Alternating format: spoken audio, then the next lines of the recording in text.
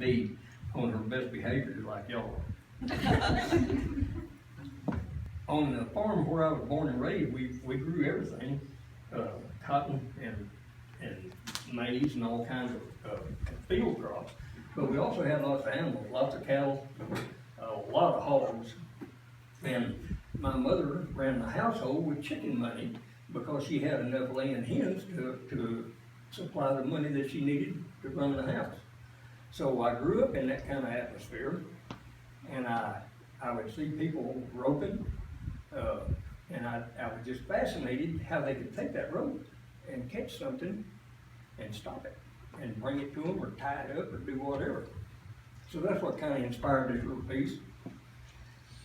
I was born and raised in Texas out on the open plains where most trees are just bushes due to the lack of rain.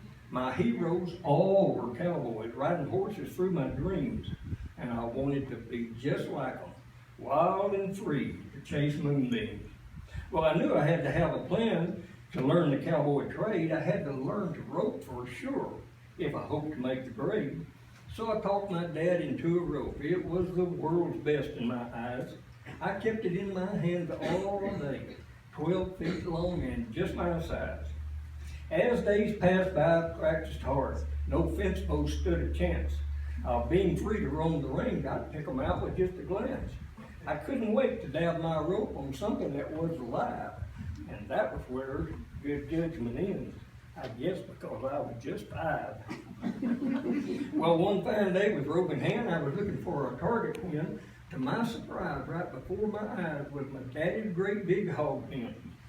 Now, Dad many times explained to me in no uncertain terms why I was not to run fat hogs. It was a lesson I should have learned. However, on this particular day, when it seemed all the world was right, there before me were many to choose from, and I had my target in sight. I've often wondered over the years why I chose one of such great size. I'll blame it on my young age, and power and speed I didn't recognize. I made my approach cocky and sure with my loop already made. This big white sow was just laying there in her water hole in the shade. All of a sudden, she's on all 4 feet and turns to move away. Out went my rope, settled over her head. Goodbye to a beautiful day. As the loop tightened, she let out a squeal and she took off like she'd been shot. She pulled all my slack and never looked back. I'm holding on with all that I've got. Well, we'd only gone about 10 feet when my 2 feet forgot what to do. And I hit the ground and was plowing up dirt and other stuff I wouldn't have mentioned to you. About that time, what rope I had left burned through my hands like a hot rod. My eyes were leaking like I was peeling onions, and my shirt was bunched up in a wad. Then desperation washed over me as I realized the mess I'd made. The sow's wearing my rope and I can't get it back. I need Mom's help, but I'm a little afraid. But I went straight to her and told her my tale, and at first she seemed a bit strained. Then she grabbed the full bucket, went straight to the pen, stepped to the trough, and dumped in the grain. That hog started eating and had her head down, so Mama reached over and loosened her rope. When the sow jumped back, it came over her head and lay on the ground with my last hope. Mom was upset, but I knew it would pass.